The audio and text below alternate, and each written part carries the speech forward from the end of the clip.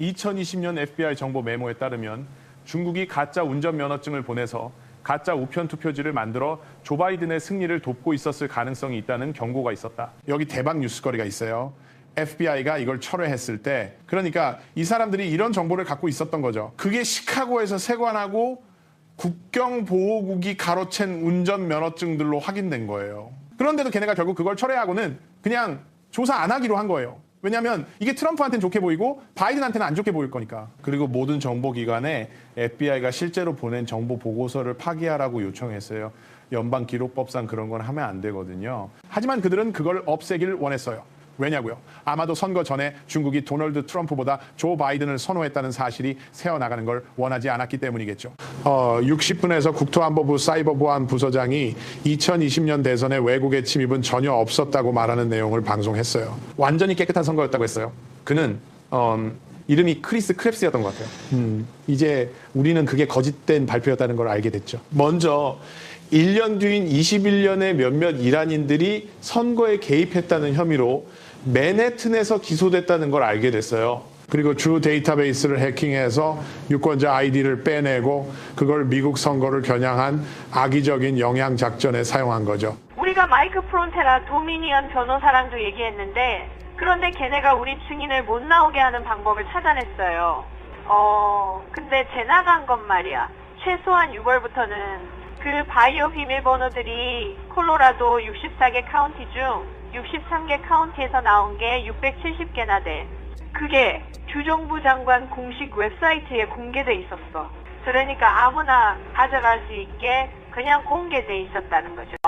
그러니까 메사 카운티에서는 거기서 부정 투표지를 발견하고 있었어요. 같은 사람이 유효한 봉투에 서명을 하고 있었는데 그냥 아무 일 아닌 것처럼 넘어가더라고요. 그리고 사실 제나 그리스웰이 그 비밀번호로 한 짓이라는 게 내가 재판을 받는 동안 그게 밖에 나가 있다는 걸 그녀가 알고 있었어요. 그런데도 아무 조치도 안 했어요. 그러니까 그 비밀번호들이 재판 중 선고 전에 이미 밖으로 새어나갔던 거네요. 그건 6월부터 이미 나돌고 있었어요. 하지만 그녀는 그 사실을 알고 있었으면서도 서기들에게는 알리지 않았어요. 그리고 지금은 서기들에게 사과하고 있죠. 하지만 미국 국민들 아니면 최소한 콜로라도 주민들에게 사과해야죠. 근데 콜로라도뿐 아니라 미국 전체용 비밀번호가 도미니언 기계 안에 들어있다는 얘기를 들었어요. 그럼 다른 주의 선거들도 도미니언 기계 비밀번호 유출로 영향을 받을 수 있다고 생각하시는 건가요? 그렇죠. 맞아요. 그게 바로 애리조나랑 미시간에서 카르텔이 벌이고 있는 일이에요. 그리고 있잖아요. 플로리다가 트럼프 쪽으로 간 거랑 다른 지역들까지 봤을 때 정말 기뻤어요. 하지만 꼭 기억해. 도미니언 본사는 콜로라도 덴버에 있어. 맞아요. 그리고 또 대부분 사람들은 도미니언이 세르비아에서도 나왔다는 걸 잘 몰라요. 그리고 나서 네가 그 게리 브런슨 영상을 틀 수 있으면 30년 경력의 CIA 내부 고발자 얘기나 아니면 그 녹취록을 보면 이 모든 게 어떻게 휴고 차베스랑 베네수엘라에서 시작됐는지 정확히 알 수 있을 거야. 그래서 패트릭 번 얘기나 이런 것들이 나오는 게 결국 다 베네수엘라로 거슬러 올라가고 그 다음엔 전 세계적인 부패로 이어지는 거죠. 이제 우리는 선거 개입에 훨씬 더 깊게 관여한 두 번째 나라가 있었다는 걸 알게 됐어요. FBI가 2020년 8월. 그러니까 투표가 진행되고 조 바이든이 대통령이 되기 석 달 반 전에 FBI는 중국이 가짜 미국 운전면허증을 대량으로 만들어내는 작전을 시작했다고 믿었어요. 그걸 미국으로 들여와서 여기 있는 중국인들이 합법적으로든 불법적으로든 가짜 우편물과 투표지를 받아 조 바이든을 당선시키려고 투표하게 하는 거죠. 그런데 FBI 정보에 따르면 FBI가 접촉하던 중국 정보원으로부터 나온 이 작전은 조 바이든이 도널드 트럼프를 이기도록 돕기 위해 설계된 거라고 해요.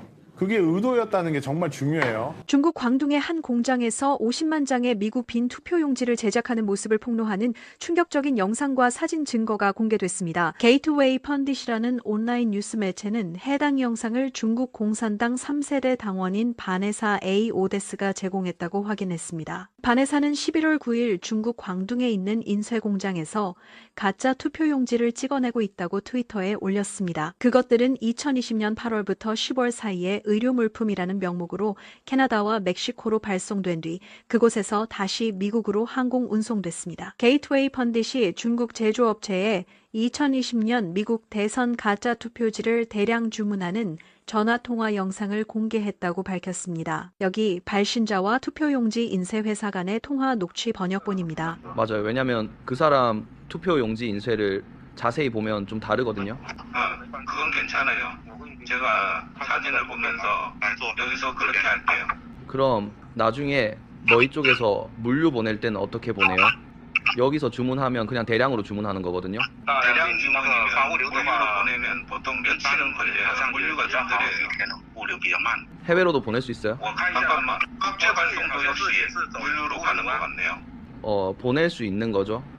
2020년 총선에서 사용된 완성된 투표용지 13만에서 28만 장이 배송됐다는 겁니다. 뉴욕 베스페이지에서 펜실베이니아 랭커스터로 그 투표용지들과 그것들을 실어 나른 트레일러가 사라진 곳까지 10월 21일에 일어난 일들은 절대 우연이라고 할 수 없는 일련의 이상한 사건들이었어요. 난 분명히 반송 주소가 다 적혀 있는 투표용지를 봤어. 수천 장이나.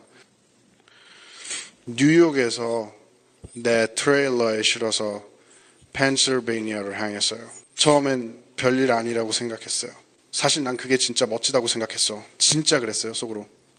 와, 좋다. 나 대통령 선거를 위해 뭔가 하고 있네. 이거 완전 멋진데. 이렇게 생각했죠.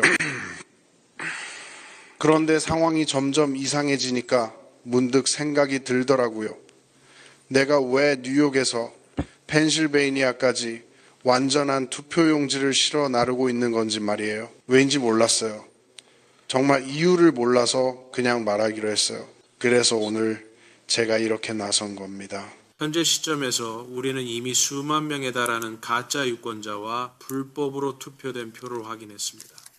제가 말하는 건 11월 3일 선거에 관한 겁니다. 그리고 그게 하위 투표, 그러니까 하위 후보 투표에도 어떻게 영향을 줄지 한번 생각해 보세요. 지금 우리가 얘기하는 건 상원 의원, 하원 의원, 그리고 지역 선거들입니다. 모든 투표용지에 영향을 주고 있어요.